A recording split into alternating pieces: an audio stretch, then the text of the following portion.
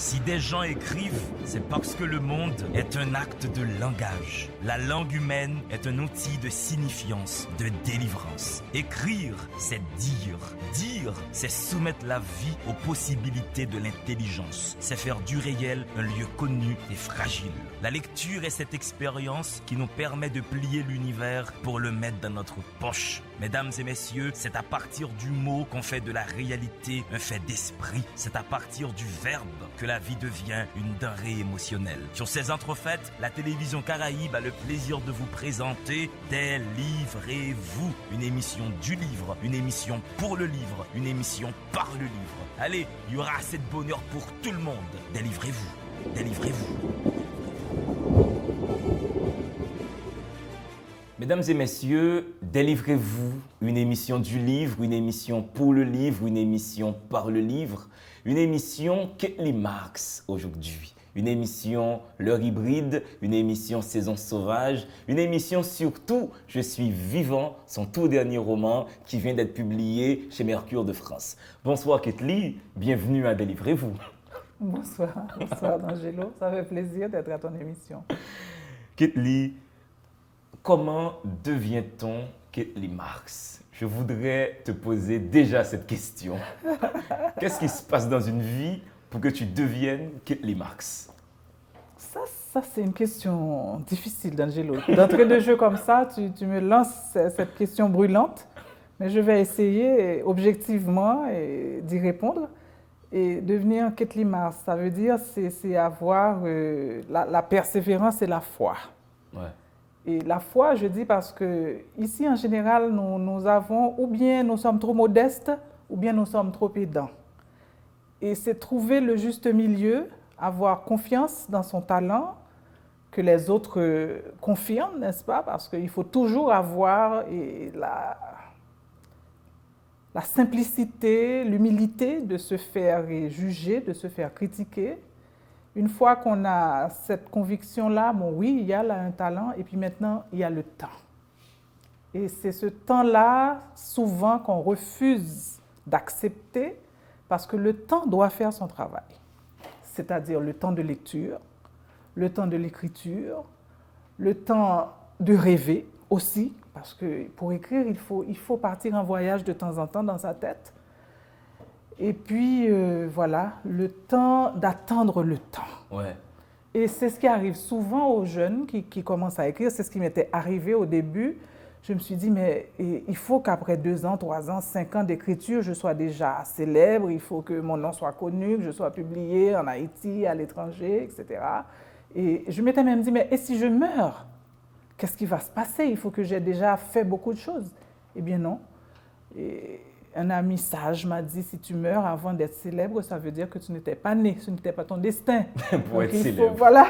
Il faut accepter que, voilà, à part les exceptions, les génies qui sortent des chefs-d'œuvre dès la première publication, ce qui est quand même rarissime, un auteur normal, on va dire, avec un talent certain, a besoin de temps. Et il faut mettre un bon 10 ans pour sortir. Est-ce qu'il faut aussi du temps pour perdre du temps? Absolument. Absolument. Et c'est intéressant quand on prend de la maturité, quand on est bien dans sa peau d'écrivain, de voir tous ces mécanismes qui se déclenchent en vous, à votre insu un peu. Mais maintenant, on arrive à avoir un petit peu plus de recul pour se voir vivre, pour se voir écrire. Et c'est intéressant quand on est en plein dans un texte qu'on écrit de voir comment les idées viennent au moment où on s'y attend le moins, au volant de sa voiture dans un embouteillage, sous la douche, au supermarché, pendant qu'il y a quelque chose d'autre qui vous embête, et puis il y a comme un déclic ou bien comme un petit souffle qui vous dit voilà, c'est dans cette direction qu'il faut aller, ou bien une idée lumineuse qui vient, mais il faut être dans la confiance. Voilà. Oui. Kathleen Marks, des personnages en état d'hybridité. Née en 1958, Kathleen Marks a commencé à écrire dans les années 1990. Voilà, on parlait du temps. Elle publie un premier recueil de poèmes, Feu de miel, en 1997, avant un recueil de nouvelles, Un parfum d'encens, en 1999. Est-ce que tu as l'odeur de feu de miel, quelque part en toi. Oui, parce que c'est cette poésie-là vraiment qui a été le révélateur pour moi. D'ailleurs, ça m'est venu tout naturellement. Comme l'écriture m'est venue tout naturellement, j'avais besoin de m'exprimer et c'est par la poésie que c'est venu. Parce que bon, la poésie, c'est l'immédiat, c'est le moment, c'est le donné, c'est un cadeau que la nature te fait sous l'effet X d'émotions ou de sensations quelconques. Et oui, c'était bien, mais bien vite, j'ai compris que j'avais besoin d'autre chose. J'avais besoin de sortir de cette poésie intimiste qui avait tendance à me ramener toujours à mon nombril, à moi-même. Il fallait que ces mêmes sentiments que je sortais au présent de l'indicatif, à la première personne, je devais les faire vivre dans plusieurs personnages. Et c'est ce que j'ai senti, bien que mon grand amour reste la poésie. J'ai beaucoup de poésie dans ma prose, mais il me fallait des espaces plus vastes pour pouvoir laisser sortir tout. Mais tout de suite après le poème, on te voit dans la nouvelle. Je le disais tout à l'heure, en parfum dansant.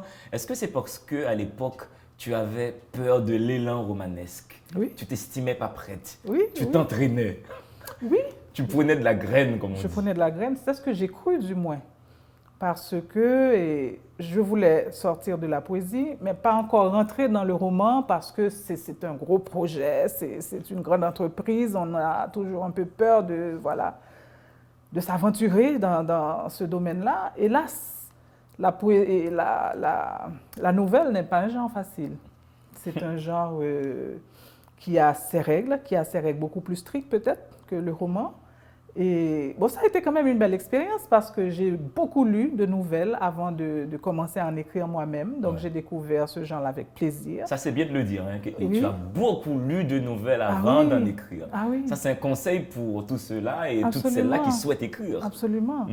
Et donc, moi, je me rappelle, une fois, j'ai rencontré un jeune homme qui m'a dit à moi, j'ai envie d'écrire, mais je ne vais rien lire parce que je ne veux pas me polluer, je ne veux pas inconsciemment copier sur d'autres artistes et tout ça. Moi, je lui ai dit, mais écoute, ce que tu dis là n'a aucun sens. C'est comme si tu voulais être un médecin, mais qu'on va te confier une grande chirurgie, une grande opération, la vie de quelqu'un, sans que tu n'aies jamais pratiqué, sans que tu n'aies jamais vu d'autres chirurgiens à l'œuvre, sans que tu n'aies pas étudié dans les manuels comment ça se fait. J'ai dit, c'est la même chose aussi pour l'écriture. Tu dois, ton maître, c'est un livre. Ouais. Et moi, je dois avouer que jusqu'à aujourd'hui, je n'ai jamais assisté et fait partie d'un atelier d'écriture. Mes professeurs d'écriture ont été des livres. Et je me rappelle, à un moment de mon avancée, j'avais beaucoup de mal dans les dialogues. Je trouvais que mes dialogues étaient boiteux, etc. Mais je me dis, mais maintenant, je vais systématiquement lire des dialogues, m'arrêter aux dialogues et voir comment on les introduit, comment on fait des intermissions dans un dialogue, comment on introduit des réflexions en plein dialogue. Il faut lire maintenant avec d'autres yeux. Je lisais pour le plaisir, j'avalais des livres en une nuit, etc. Mais maintenant, j'ai appris à lire avec mes yeux qui sont comme des scanners. Ouais. Et j'ai recommandé ça l'autre jour à quelqu'un, à Livre en Folie, qui me disait « Ah, moi, j'ai toujours écrit des essais, je voudrais écrire un roman. » Je dis « Mais tu vas lire des romans. » Ah ben oui. Mais tu vas lire des romans avec une attention soutenue pour voir comment on introduit un personnage dans un roman, comment on introduit une situation, des sentiments. Tu vas vraiment étudier des romans. Ouais.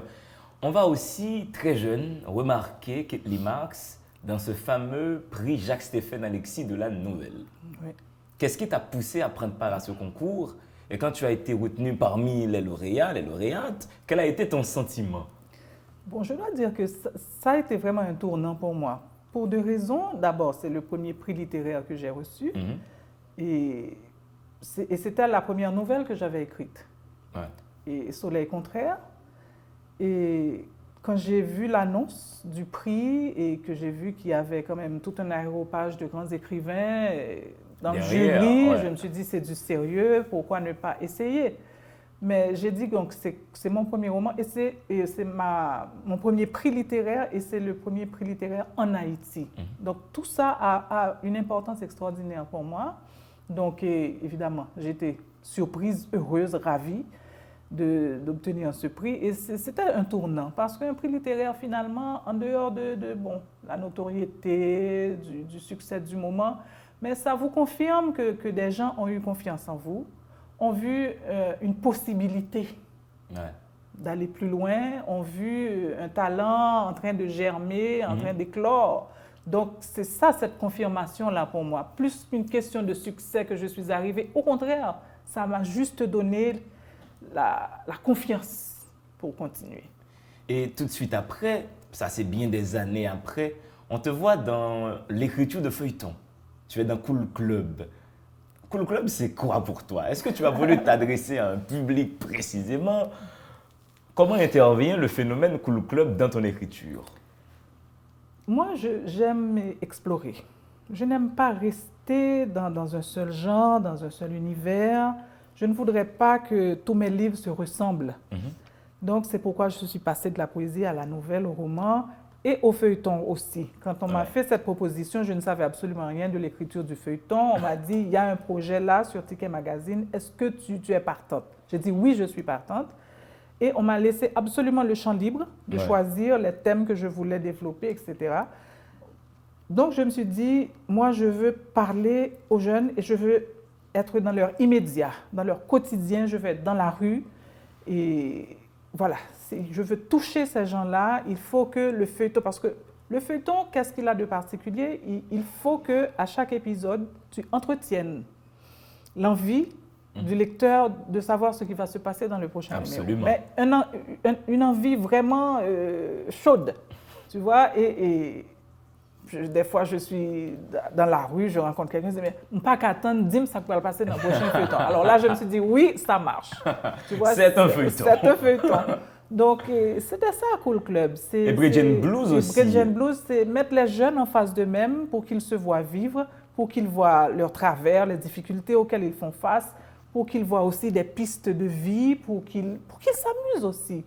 Tu sais, et utiliser les locutions, les expressions idiomatiques et actuelles, et être dans la rue, les manifs, les trucs qui se passent. À l'époque, c'était les kidnappings. Je mets tout ça et vraiment, quand on tient ce recueil-là, finalement, on est en plein dans notre vie aujourd'hui. Voilà. Et je pense que c'est ça l'intérêt de la chose. Et tout récemment, Yves Chemla publie Littérature haïtienne 1980-2015. Donc c'est l'un des plus grands spécialistes étrangers de la littérature haïtienne.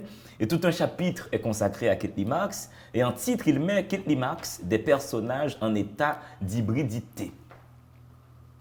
Est-ce que M. Chemla dit votre vérité?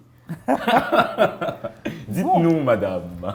C'est difficile, tu sais. Et D'Angelo, moi, j'aime bien entendre les critiques parler de l'œuvre des écrivains. Parce que souvent, ils font ressortir des choses qu'au moment de l'acte d'écrire, nous n'étions pas conscients. Et c'est après, on se dit, mais il a raison, là, il y a quelque chose. Ou bien on n'est pas d'accord. Oui. Aussi. Mais c'est toujours amusant, c'est toujours édifiant de constater les trouvailles des critiques sur nos œuvres à nous. Donc, est-ce que mes personnages sont en état d'hybridité? Je veux bien, parce que j'aime des personnages complexes en général, parce que je pense que la vie est complexe. Nous sommes complexes, même sous les apparences les plus anodines, les plus simplistes. La nature humaine est quelque chose d'extrêmement complexe. Et c'est tout le plaisir de l'écriture que d'entrer dans ces différentes couches de personnalité, de vie, de sentiments. Et ne pas s'enfermer dans un certain manichéisme où la vie serait soit blanc, soit noir. C'est bon ou mauvais, c'est riche ou pauvre. Il y a tellement de nuances qui font que nous sommes ce que nous sommes, que la vie est ce qu'elle est. Il y a tant de beauté à trouver aussi dans ces espaces intermédiaires que oui, pour moi, l'hybridité, je pourrais dire que c'est une marque pour moi de mes personnages. Mais quand tu es adolescente, on ne te voit pas en train de penser à tout ça. On ne te voit pas en train de mettre en place une carrière d'écrivain. Tu me disais un peu behind the scenes que tu aimais écrire des lettres, mais l'écriture n'est pas rentrée dans ta vie pendant l'adolescence. Non, non. Mais tu lisais à l'époque. J'ai toujours lu, j'ai toujours aimé lire et à chaque fois que j'ai l'occasion, je rends hommage à ma mère qui était une grande lectrice et qui m'a communiqué cet amour de la lecture. Nous échangions des livres, etc.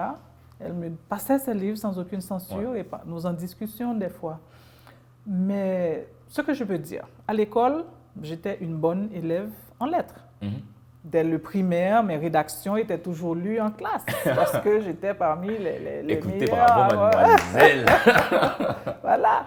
Et je peux dire que tout au long de ma vie d'écolière, pendant toutes mes études classiques, eh bien, ce sont les lettres, les langues, les sciences sociales qui m'ont porté parce que les sciences, pour moi, ça allait être compliqué avec les algorithmes. Voilà, les cosinus et les sinus et ces trucs-là. Donc, c'est mes notes assez élevées dans ces autres matières qui ont un peu établi l'équilibre. Établi cet équilibre. Donc, j'ai toujours aimé, au secondaire aussi, faire des dissertations. J'adorais ça et encore une fois, j'ai eu Pradel Pompilus comme professeur de latin d'abord et dans les plus petites classes de secondaire et ensuite comme professeur de français, de littérature haïtienne et française et qui m'avait toujours prédit une carrière dans l'écriture. Et évidemment, je n'y croyais pas trop, mais ça faisait plaisir, c'était quand même quelque part dans la tête et il avait même dit à mon père, écoute, dont il était le bon ami, et ta fille, elle a beaucoup de talent, elle sait écrire, c'est une très bonne élève de lettres et que tu devrais penser à l'envoyer en France, à l'envoyer à la Sorbonne, parce que lui, c'est peut-être le premier sorbonnard agrégé de lettres haïtien, donc il voulait, pour moi, un parcours similaire. Bon, donc, ceci dit, donc oui, j'étais une bonne élève de lettres, j'aimais écrire, etc., mais voilà, une fois le secondaire terminé, ce rêve de partir étudier les lettres en France ne s'est pas concrétisé et il y a eu la vie qui m'a happée. Je suis partie étudier le secrétariat, la comptabilité, l'informatique. Je suis entrée à 21 ans sur le marché du travail. Tout ça, c'est très pratique, c'est très quotidien. J'ai commencé quelques années plus tard, j'étais mariée, j'ai eu des enfants. Ah oui. Et donc, de plus en plus, la littérature reculait. Ouais. Et... Donc, ça fait autant de chambres que nous allons explorer. Mesdames et messieurs, vous suivez Délivrez-vous. Nous avons le plaisir de recevoir Ketly Marx. Allez, respirez.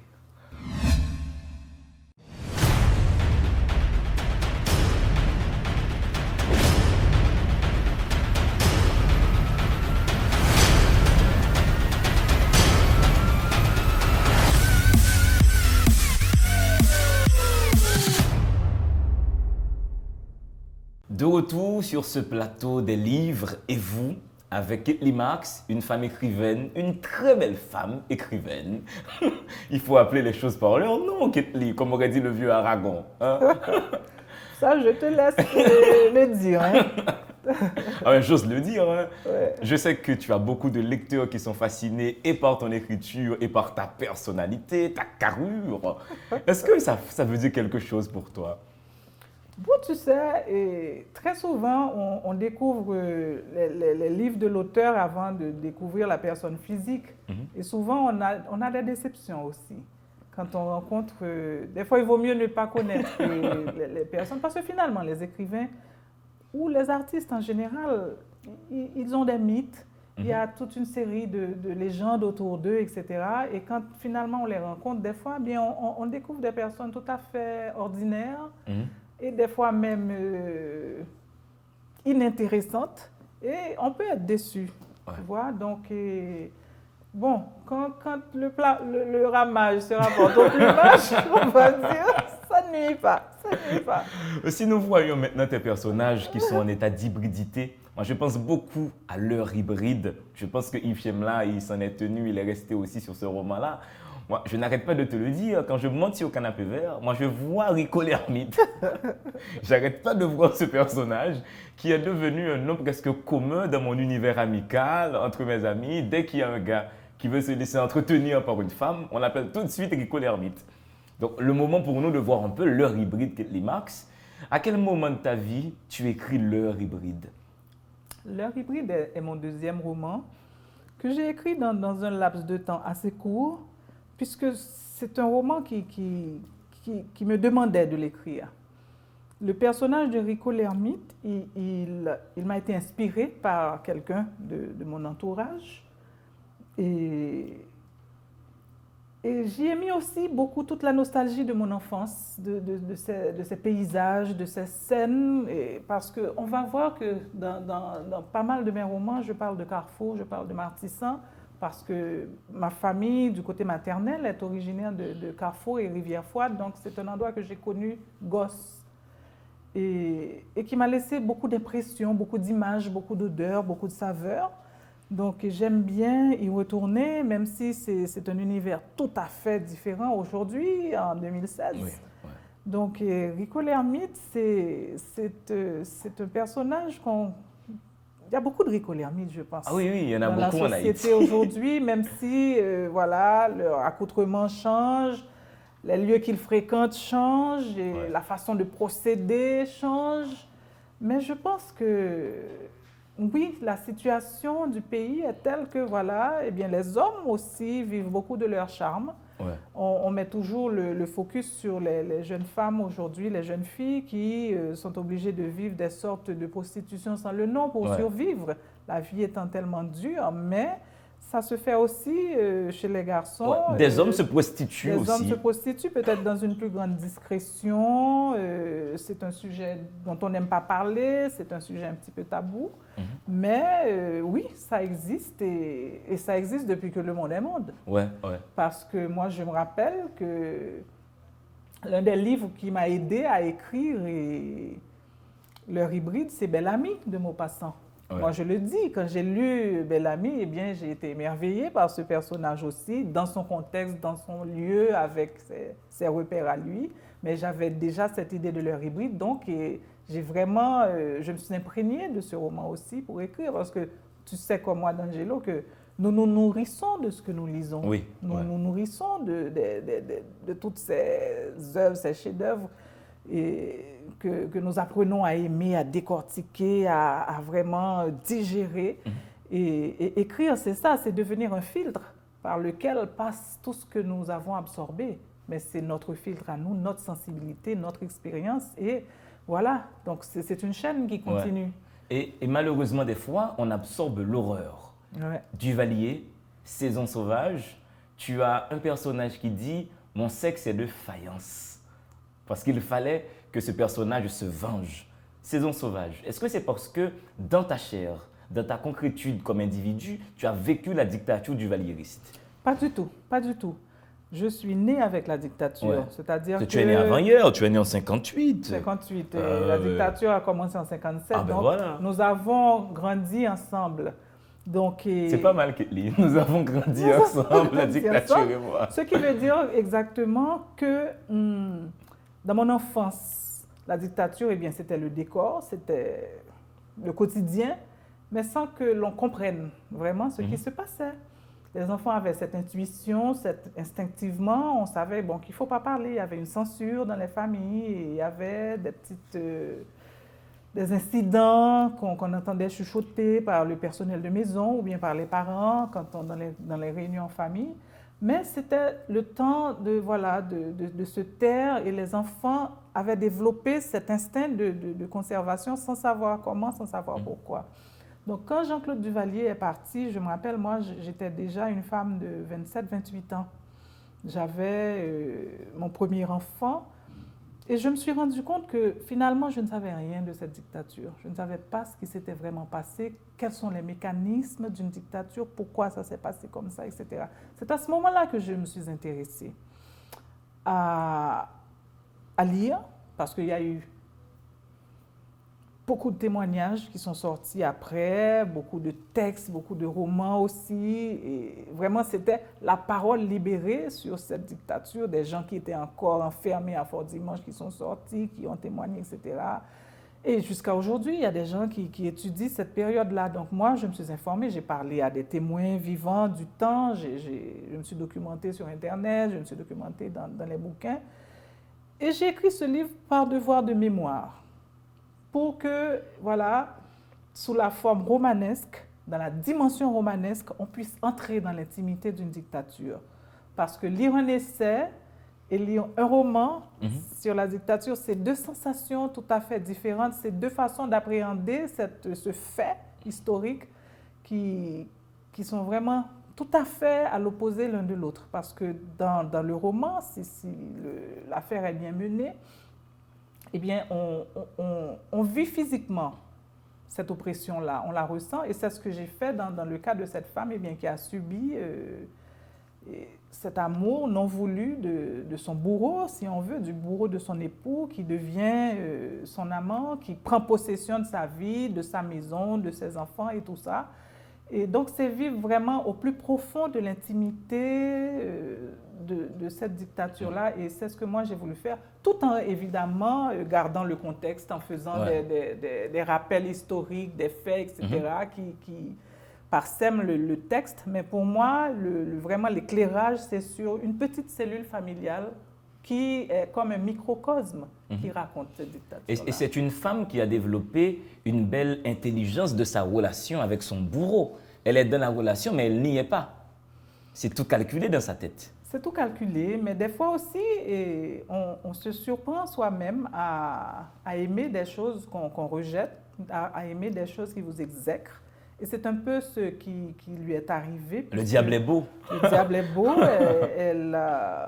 Elle apprécie le confort qu'il lui apporte, elle apprécie la dimension physique, la dimension de sensualité qu'elle découvre avec cet homme pour la première fois peut-être dans sa vie, dimension peut-être qu'elle n'avait pas atteinte avec son époux en prison.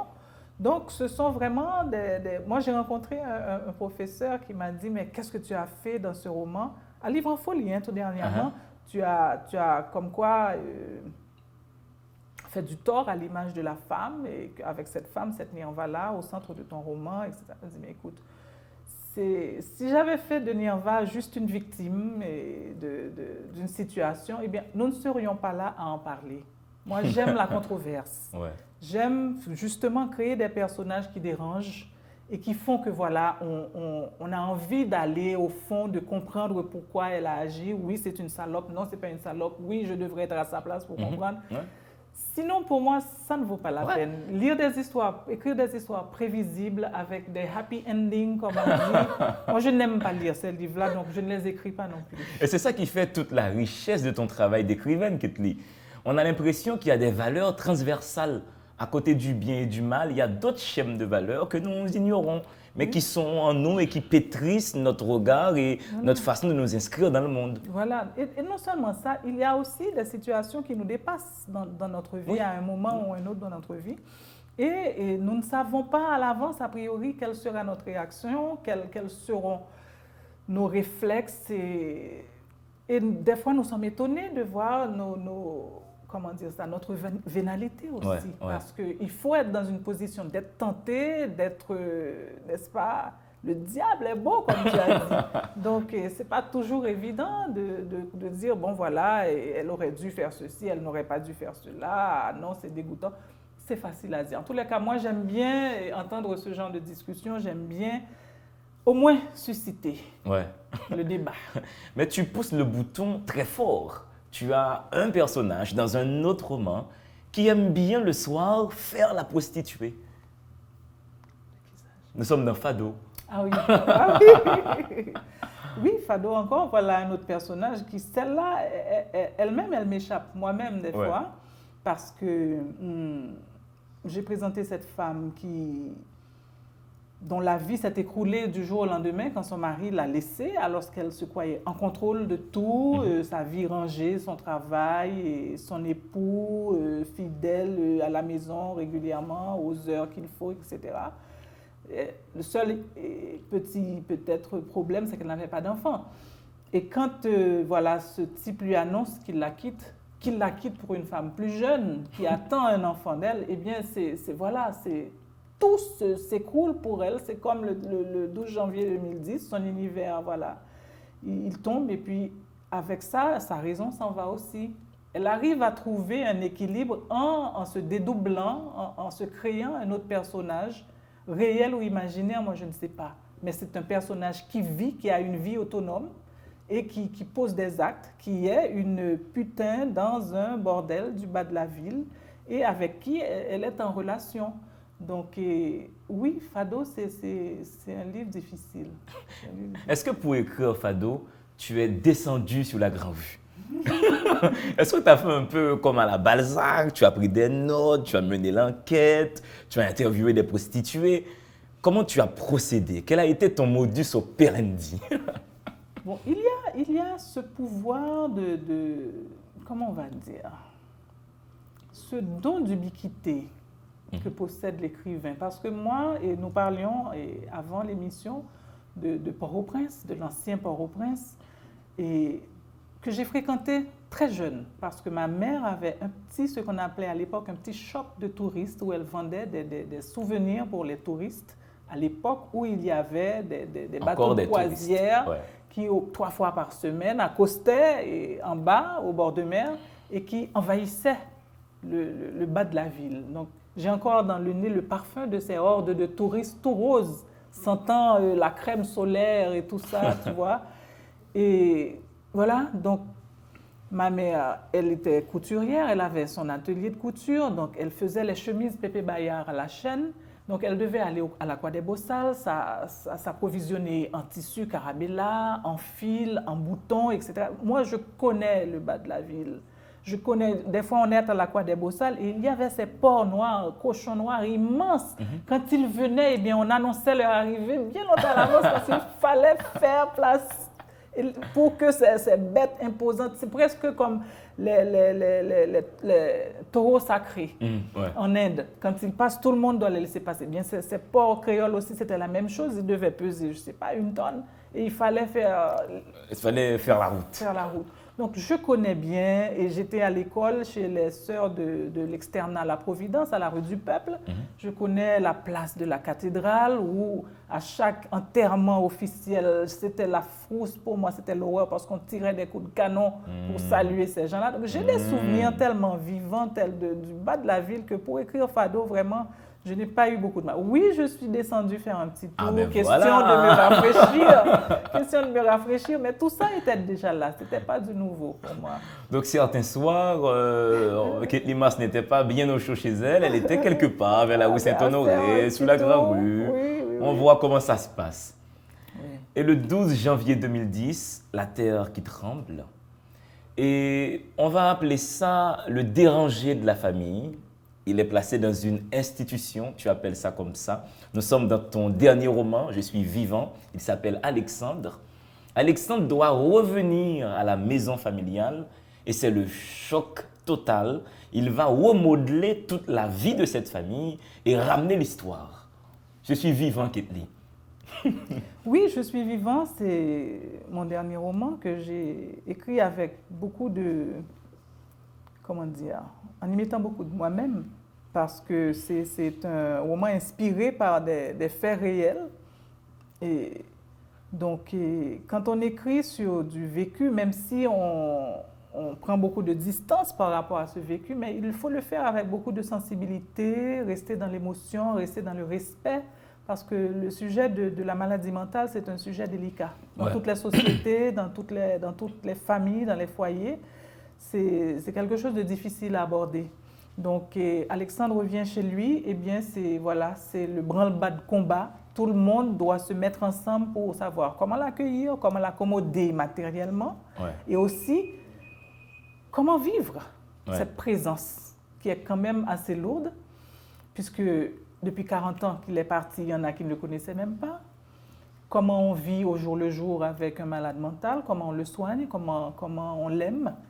Et puis maintenant, c'est l'occasion pour les souvenirs de retourner en surface. Chacun va revivre les bons et les moins bons moments de l'enfance quand Alexandre était encore un membre à part entière de cette famille. On aurait pu supposer l'éclatement, puisque voilà, c'est les douleurs qui remontent en surface, mais paradoxalement aussi, il y a une grande tendresse qui vient avec le besoin de nous réunir autour de ce frère parti. Et Alexandre, qui était jeune, l'enfant chéri, l'enfant chouchouté, l'enfant attendu, Alexandre part parce qu'il n'aimait plus Eliane, son Eliane. Ou du moins, il l'aimait avec une telle violence qu'on ne différenciait plus cet amour d'une espèce de haine. Une haine qui a amené le jour fatal, le jour qui a scellé la rupture. Je n'étais pas chez moi ce jour-là. Ma bécane a pété ses freins alors que je rentrais d'une équipée avec mes copains du quartier. Là, c'est le frère qui parle. Et c'est ça aussi le principe de narration dans Je suis vivant, tu arrives à entrecroiser des voix, tu as plusieurs narrateurs, l'histoire est racontée de partout. Il y a presque une schizophrénie dans ta démarche narrative. Oui, c'est pour rejoindre la situation même du personnage central qui est schizophrène. Et je l'ai fait donc, dans cette idée de rester dans l'idée de la schizophrénie et aussi parce que j'ai trouvé que dans ce cas particulier, un narrateur omniscient qui raconte une histoire aurait été un peu banal. C'était mieux de faire parler chaque personnage, d'entrer dans une sorte de dialogue intérieur où maintenant, eh bien, il ne se cache pas puisqu'il se parle à lui-même, il ne le parle pas aux autres. On peut vraiment entrer dans cette intimité, dans ces lieux cachés, dans ces choses que ces personnes se sont cachées elles-mêmes. Donc j'ai pensé que avoir plusieurs voix, un roman polyphonique, rendrait mieux ces états d'âme que ces gens-là sont en train de vivre avec ce retour, parce que c'est dans 48 heures qu'il a fallu reprendre ce personnage avec vous. Donc vous vous imaginez que tout le monde est bouleversé, tout le monde a son rôle à jouer dans la situation. Et puis voilà, et on repense au défunt, au père qui n'est plus là, à tout ce qui s'est passé de terrible dans la vie de cette famille. Et donc c'était ça. Et moi j'ai pensé qu'un roman polyphonique aurait mieux rendu cette situation-là. Et c'était bien pensé. Elle s'appelle Kathleen Marks, elle est magnifique, elle écrit bien, elle est sur le plateau des Livrez-vous. Allez, à tout de suite.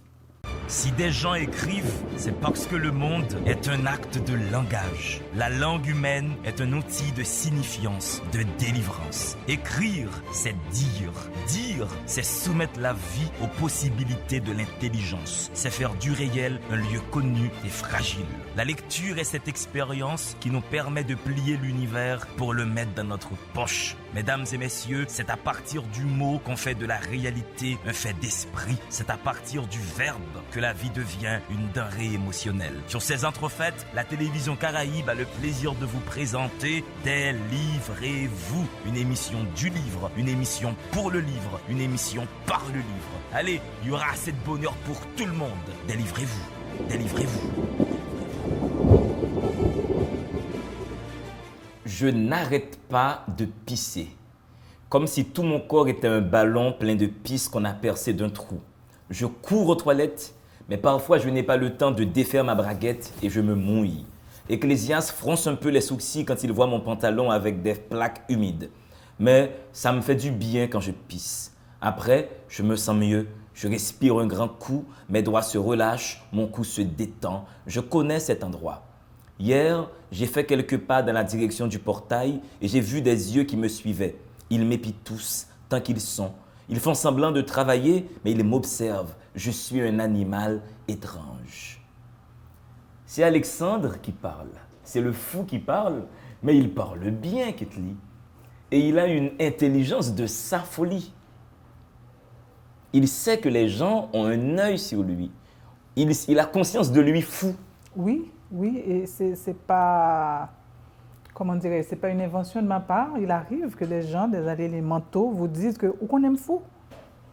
Ils ont des éclairs de lucidité durant lesquels ils se constatent fous. Et moi, ça, je l'ai déjà entendu. Donc, pour planter ce personnage-là, je me suis beaucoup documentée parce que c'était quand même un défi à relever. Parce que oui, c'est vrai que l'écrivain, c'est un audacieux, c'est quelqu'un qui ne doit pas avoir peur de s'aventurer dans les neurones de l'être humain. Mais quand même, planter un personnage aliéné mental, ça n'a pas été évident. J'ai dû beaucoup me documenter. J'ai parlé à des spécialistes, des amis psychiatres, justement pour entrer un peu dans la peau. Mais quand même, il a fallu mon petit grain de sel à moi, mon audace à moi, pour que même quand il dit des choses incohérentes, il le dise avec une telle conviction qu'on se sent un peu en harmonie avec lui. Ouais. Parce que moi, je pense que oui, il arrive des moments où eh bien, les fous, les folles, eh bien, ils ont la tête très claire, ils peuvent suivre avec beaucoup de lucidité ce qui se passe autour d'eux. Ils ont des périodes de blackout, c'est vrai, mais il y a des moments où ils savent ce qu'ils sont, ce qui les entoure et qu'ils comprennent ce que les gens font autour d'eux. Donc Alexandre a de ces moments-là, comme il a des moments aussi où il parle avec beaucoup comment dire, de conviction, de choses tout à fait détachées, tout à fait incohérentes. Ouais. Du genre, il voit des yeux dans un mur. Oui. Et sa fascination pour les avions, il veut toujours partir, il voit des avions partout. Déjà petit, il en fabriquait, Alexandre. Voilà, donc c'est resté dans sa folie, ça a pris une autre forme, mais les avions sont là, il y a les oiseaux aussi. Qui lui donnent la frousse, il a l'impression qu'ils veulent venir vers lui crever les yeux, donc lui, il veut les déchiqueter lui-même. Donc, il faut vraiment se jeter sans retenue dans l'écriture d'un tel personnage. Et puis, il va garder des gâteaux dans ses poches. On sent vraiment qu'il est en même temps dans la folie, mais en même temps, la lucidité n'est pas loin. Du coup, je me suis dit, tu as peut-être voulu dire ça dans ce roman. Quand nous sommes dans la lucidité, on est toujours à quelques encablures de la folie. Moi, je ne parlerai même pas d'encablure. Nous sommes à quelques fils de la folie parce que des fois, sous le coup d'émotions, de choc, bien, il nous arrive de perdre même momentanément nos fonctions normales, on va dire. Donc, ça veut dire que c'est quelque chose de très fragile, de très sensible. Et évidemment, basculer entièrement dans la folie, c'est une autre étape, c'est un autre degré. Mais je pense que nous autres qui fonctionnons chaque jour, qui vaquons à nos occupations, nous sommes des malades mentaux, des aliénés potentiels. Ouais, nous sommes des fous en puissance. En puissance, oui. Mais là, si je vais trop vite, tu me diras, Ketli, est-ce que ce roman dit... On a toujours un fou dans notre famille, dans le voisinage. La folie n'est jamais loin de nous. La folie peuple notre environnement. Oui, mais c'est évident, c'est statistique, puisque c'est une maladie comme une autre. C'est une maladie qui mentale. Inquiète parce que la personne est malade dans la tête. On peut soigner un diabète, on peut soigner l'hypertension, mais quand la personne se détache de vous par... ce qui fait qu'elle est en contact avec vous, eh bien, on a une sorte de... Voilà, on a peur. On a peur parce que nous ne sommes plus dans la même dimension. Il y a quelque chose qui se passe qui fait qu'il y a un détachement, qui fait que cette personne-là peut être violente, peut-être, je ne sais pas, prendre la rue tout seul, toute nue, etc. Donc, il y a des images qui viennent avec cette particularité-là de la maladie qui fait que, on a tous un peu peur de ça, mais tout le monde a connu dans son quartier un fou qui déambulait, que les enfants embêtaient. Tout le monde a connu, enfin moi de mon temps, il y avait Alfredo qui était l'amoureux bien connu.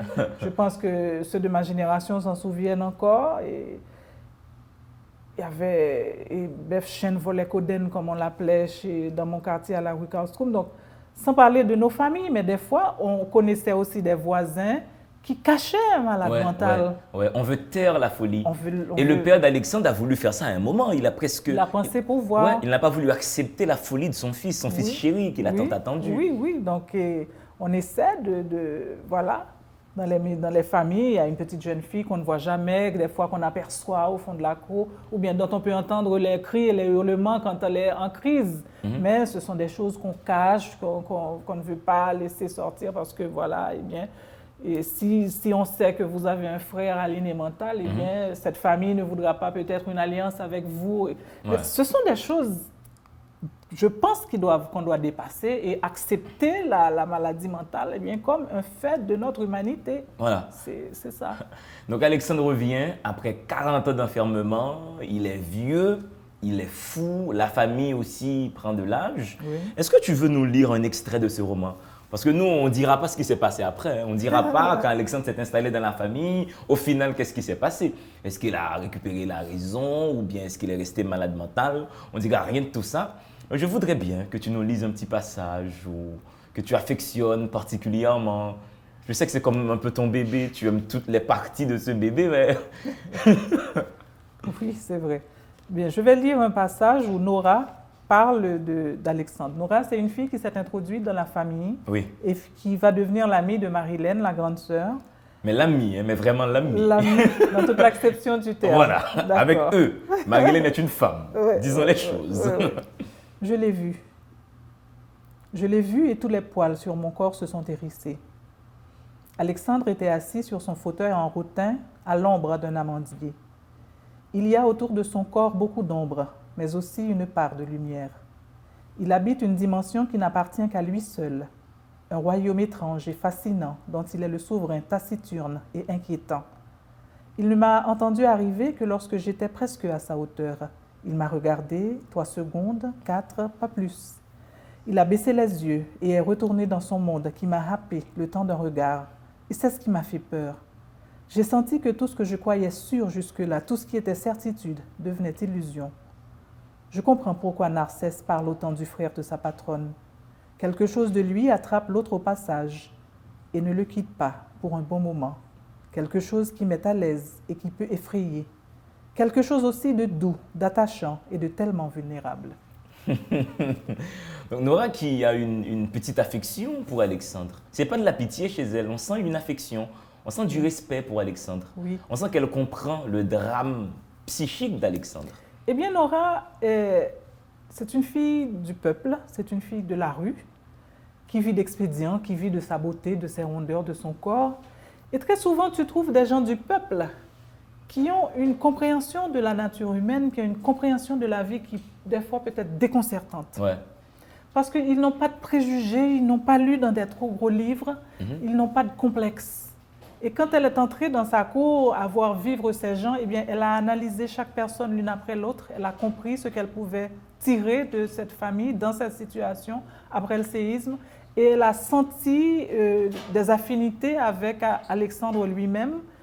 Et c'est un peu elle qui, devenant de plus en plus l'amie intime de Marilène, permettra à Marilène d'accepter un peu plus Alexandre, en lui faisant voir, mais tu as de la chance, il est revenu parmi vous, il est bien là dans cette cour, dans ce jardin, vous vous en occupez, et que moi j'ai un cousin fou dans la rue, etc. Donc moi j'aime beaucoup cette façon, on va dire terre à terre, dans le bon sens du terme, que certaines personnes qui n'ont pas fait de grandes études, mais qui ont un sens pratique de la vie, qui peut nous apprendre tellement de choses. Ouais, qui ont une intelligence du réel, Voilà. en dehors de schèmes scientifiques préinstallés, prédéfinis, Exactement. et de tout un arsenal conceptuel.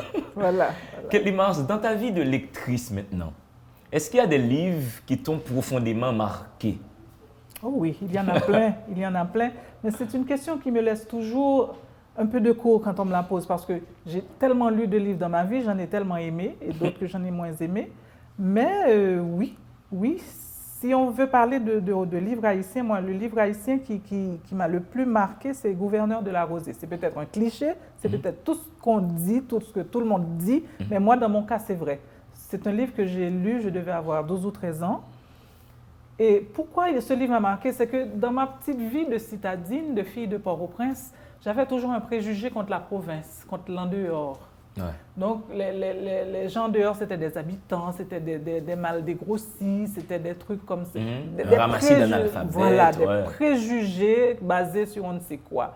Et donc, quand j'ai lu Gouverneur de la Rosée et que j'ai vu la beauté de mon pays, j'ai vu que ces gens vivaient et avaient des émotions, des passions, des attentes qu'ils avaient vraiment.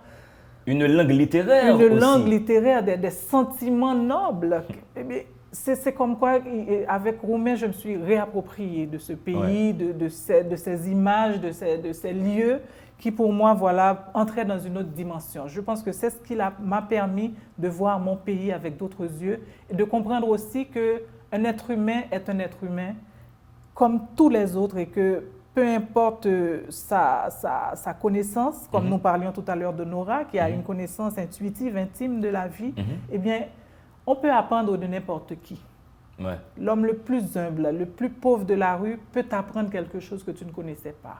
Donc, ces préjugés de citadins, heureusement que je les ai transcendés depuis longtemps et je pense qu'aujourd'hui aussi, bon, ces petits préjugés que nous avions ont volé en éclats. Moi, j'aurais tellement aimé être de quelque part de la province parce que ma famille est de Port-au-Prince, la famille proche. Je n'ai pas un endroit où aller me réfugier vraiment en province. Donc, je dois dire, j'ai un petit coin à Jacmel maintenant grâce à mon frère, mais en général, nous ne sommes pas souchés en province. Et je trouve que c'est tellement beau d'avoir son petit coin à soi où on peut aller, voilà, se recueillir, se relaxer, prendre un bain de mer et tout ça. Donc, c'est maintenant l'inverse. Je sens que être de Port-au-Prince, c'est être de nulle part. C'est mieux d'avoir une origine à l'intérieur du pays. Donc, c'est ça, Gouverneur de la Rosée et moi. Bon, maintenant, en relisant plus tard et adulte, je découvre tellement d'autres Ah oui, dimensions. j'imagine à que ce là, tu as livre-là. saisi la dimension, si tu veux, la facture politique, cette Absolument. allégorie du communisme qui est mise en Oui. scène. Ah oui, tout à fait. Donc, on découvre d'autres dimensions. Et il y en a toujours à découvrir Ouais. parce qu'il y a de ces livres qu'à chaque fois qu'on les lit, eh bien, on en saisit tire quelque chose. d'autres dimensions. D'autres Et dimensions. dans ta sacoche, j'ai remarqué un livre en anglais. Parce que tu lis en anglais aussi, Katie Mars, tu Oui. parles très bien anglais. Oui. Et quel est donc ce livre? Eh bien, c'est un livre qui s'appelle Half of a Yellow Sun, qui est de cette jeune écrivaine du Nigeria qui s'appelle Chimamanda Ngozi Adichie. Ouais. Et elle est extraordinaire. Ce livre-là a fait un succès planétaire Ouais. et il le mérite bien. Ouais. Un Moi, je film l'ai- en a été fait après. Voilà. Mhm. Moi, je Ouais. l'ai d'autant plus aimé qu'il parle d'une période dont j'ai entendu parler dans mon enfance, mais dont je ne comprenais pas grand-chose. C'était la guerre du Biafra. Ouais. Je ne savais pas que ça se passait au Nigeria. Je ne savais pas que c'était pratiquement une guerre civile où le pays était divisé en deux, une partie en rébellion et une autre partie, voilà, qui était du côté de l'Angleterre. Voilà, donc. Mais à part le contexte historique de cette guerre, c'est les personnages aussi qui sont extraordinaires dans ce roman. Cette façon qu'a cette romancière, voilà, de présenter différents personnages en action, en interaction. Vraiment, c'est un roman qui vous tient dès le premier chapitre et jusqu'à la fin. Ouais, qui explore aussi les clivages d'une société empêtrée dans des guerres d'ethnie, on va dire. Dans des guerres d'ethnie. Donc, c'est vraiment, je recommande cette lecture. Je pense que le titre en français, c'est La moitié d'un soleil. Ouais. Et j'ai lu, évidemment, quand j'aime un auteur, je me procure ses autres ouvrages aussi. J'ai lu d'elle un autre roman qui s'appelle Americana, qui est très bon aussi, qui est l'expérience, voilà, d'une Africaine vivant aux États-Unis. Voilà. Comment voilà, vivre son africanité, sa négritude aux États-Unis d'Amérique aujourd'hui. Et maintenant, si tu prends l'avion, tu dois partir avec un seul livre pour 8 heures de vol. Quel livre tu prends avec toi? Voilà. Moi, je pense par exemple à ce petit livre qui s'appelle Soi, qui est de Alessandro Baricco, cet Italien que j'aime beaucoup. Et je dois rendre hommage à Émilie Prophète. Je lui fais un petit coucou, c'est elle qui m'a recommandé ce livre. C'est elle aussi qui me l'a recommandé. Voilà. Émilie, j'ai l'impression, est tombée en amour avec Baricco, avec Soi, et elle l'a recommandé à tous ses amis et je n'ai pas regretté. C'est un livre qui m'a fascinée. Et bizarrement, j'ai acheté peut-être 4 autres livres de Baricco. Je n'ai jamais ressenti cette même émotion que j'ai ressentie à lire Soi. Donc, c'est un livre que je recommande, donc, dans la continuité de ma prophète. Oui, c'est un livre intéressant. Ouais. Je pense aussi à Éric Emmanuel Schmitt, qui est un auteur que j'aime beaucoup aussi. Et celui-là, c'est Michel Socard qui me l'a recommandé, le premier. Et j'ai lu son livre qui s'appelle L'Évangile selon Pilate. Ce que j'ai aimé dans ce livre... Quelle effronterie, hein, l'Évangile selon Pilate. C'est cette liberté absolue de l'écrivain de se poser en exégète et de décider que lui, il va réinterpréter l'Évangile. Et on voit Pilate un petit peu humain, amoureux, Pilate qui a une femme. Voilà. Donc, alors que la Bible présente Pilate comme le grand bourreau qui va assassiner le Christ. Voilà. Donc, c'est intéressant. Et l'auteur ne prétend pas éclairer cette partie, cette histoire de la Bible. Il la lit à sa façon et il dit que voilà, c'est peut-être même pour rendre le mystère encore plus épais que moi j'ai écrit ce livre. Parce que ce livre-là, il m'a mis une dédicace et il a dit... Ce livre pour épaissir le mystère, pas le résoudre. Donc, c'est très intéressant. Donc, cette façon de se réapproprier d'une partie importante, n'est-ce pas, de l'histoire biblique, de l'histoire du christianisme, et d'en faire un livre de 400 pages qui vous tient du début à la fin. Voilà. Donc, c'est extraordinaire. Comment on peut ne pas aimer lire? C'est la question que je pose. Et justement, on va regarder une vidéo où un lecteur présente un livre et c'est le concept de l'émission. Les gens qui regardent peuvent se faire filmer par un téléphone portable et ils envoient la vidéo qui est diffusée à l'émission. On va maintenant regarder cette vidéo. Oui. Bonjour, bonsoir. Je m'appelle Eunice Eliazar. C'est tout un plaisir de partager avec des livres et vous L'Enfant noir de Kamara Lay, ce bijou considéré comme un des textes fondateurs de la littérature africaine. Camaralé est un écrivain guinéen d'expression française et L'Enfant Noir est son premier roman publié en 1953. En 1954, il reçoit le prix Charles Villon pour son roman qui raconte des souvenirs de l'enfance et de la jeunesse. Enfant, on lui racontait des légendes sur le petit serpent noir qui protège sa race, qui parle à son père pendant la nuit et donne toute une forme de renommée par la force de son travail. Il a été fasciné de voir son père forger les métaux et façonner l'or qui était, pour reprendre le texte comme une fête, une longue attente, car l'enfant sait que la magie était pour beaucoup, même s'il ne cherchait pas à l'expliquer. Et aussi, plus loin dans le roman, on découvre un islam partagé de magie, de connaissance et de sagesse. Néanmoins, au-delà du récit autobiographique, l'auteur nous restitue la vie quotidienne qui côtoie la réalité, les traditions. Le roman est écrit en français, mais cela n'empêche pas de ressentir le souffle et l'esprit africain dans les expressions propres au milieu. Merci d'avoir posé ce geste et j'invite monsieur et madame tout le monde à poser ce geste. Depuis où lit un livre qui fait plaisir, fait au filmo avec un téléphone portable, envoyez-nous la vidéo, elle sera diffusée à l'émission. L'idée c'est mettre en avant vos expériences de lecture. Vous avez déjà le téléphone WhatsApp de l'émission pour poser ce geste. Donc je suis vivant, de retour avec Ketly Marx, c'est son tout dernier roman qui est publié chez Mercure de France. Ketly, tu sais, on peut faire tout ce qu'on veut dans la vie, on peut inventer des merveilles, on peut produire des merveilles, mais au bout du tunnel, il y a un monsieur qui s'appelle la mort. Oui.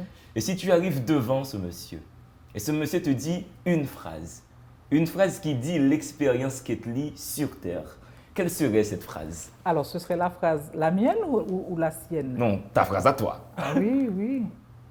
Bon, moi, je lui dirais que je suis heureuse de le rencontrer et que je voudrais le regarder droit dans les yeux avant de rentrer chez lui. Merci beaucoup, Ketly. Mesdames et messieurs, je vous invite à consommer ce livre avec appétit. Moi, j'ai pris vraiment beaucoup de plaisir à lire Je suis vivant. Mais je n'ai pas lâché le livre. C'est très bien écrit, une syntaxe qui danse, plusieurs voix, la schizophrénie d'Alexandre. C'est un roman palpitant que Délivrez-vous vous recommande. Merci d'avoir suivi cette émission. Restez dans le bonheur et la belle énergie. Merci encore à Ketly Marx d'avoir accepté notre invitation. Et je vous le dis 7 fois, 77 fois, lisez, charbonnez votre intelligence. Dans le monde, il doit y avoir deux êtres, des livres et vous.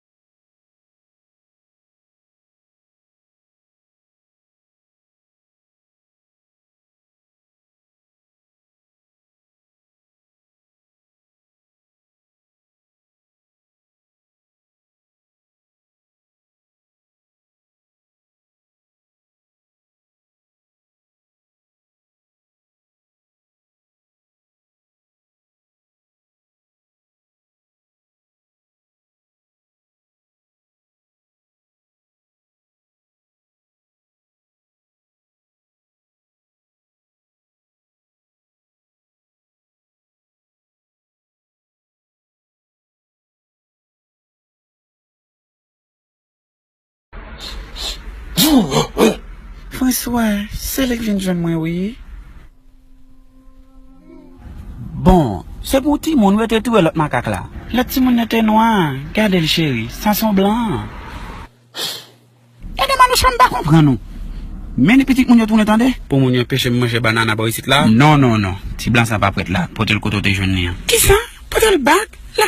La moun. N'achète vraiment, le film grand coup là. Banana pas la moun, d'où peut-elle tourner banana caca. Ça c'est pour moi lié.